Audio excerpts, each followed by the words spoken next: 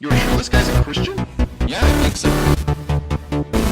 Truth. Hello, Agape Geeks, Jesus loves you. My name's Cody, and this is the Christian News Show we do every Monday, Wednesday, and Friday, because why not? As always, if you want to help support the show, you can go to agapegeeks.spreadshirt.com and pick out one of our 4, I said 5 in my last video, and probably a few more videos other than the last video. It's 4 designs, not 5. We used to have a design, and now we don't.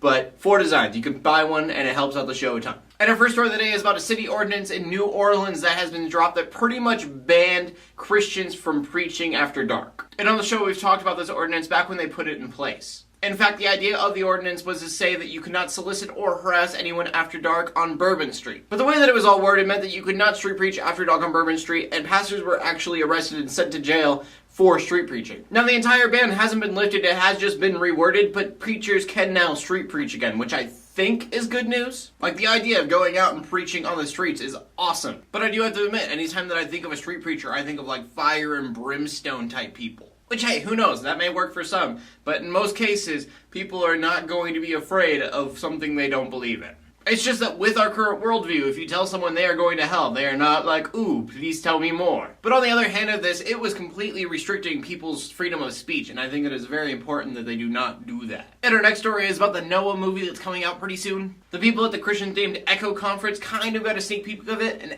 everybody seemed pretty excited for the most part. As for me, I did not go to this Echo Conference, but I do know that it has Russell Crowe and Emma Watson in it, so I'm going to be seeing this movie. A big worry that some people are having, and it's a very legitimate concern, is that it's not really going to be a Christian movie. It's going to be more of an environmentalist movie. So I am very excited that they're making a movie based on the Bible, and I do think that we should be taking care of our planet more. But I do wish that if they were making a movie about the Bible, it would bring more people to God. I feel like this story is just oftentimes misinterpreted, and from the outside looking in, it is a story about God destroying everything and everyone, and just kind of starting over again. And I feel like that's a really bad place to start with people who don't know about the Bible at all. But on the other hand, at least Hollywood is trying, and it stars Russell Crowe. Did I mention that? Russell Crowe makes every movie gold. And our final story of the day is about New York City, who is taking political correctness way too far. And I do have to admit, the first time I found this news story, it was on something called theblaze.com, because that sounds legit. But I did do some research and found out that this is a real thing. They were banning words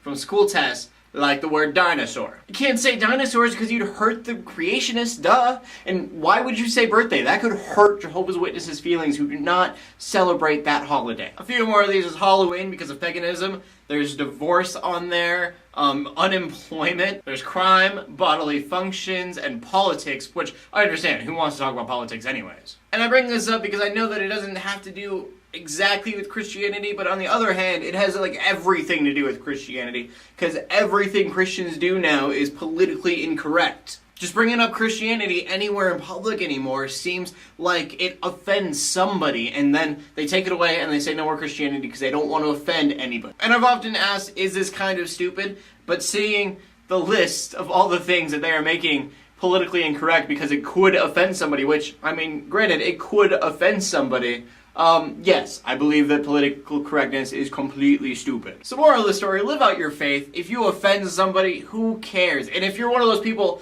that is like offended by anything and everything, like some atheist says something and you're like, that's not true, I need to go somewhere and report this.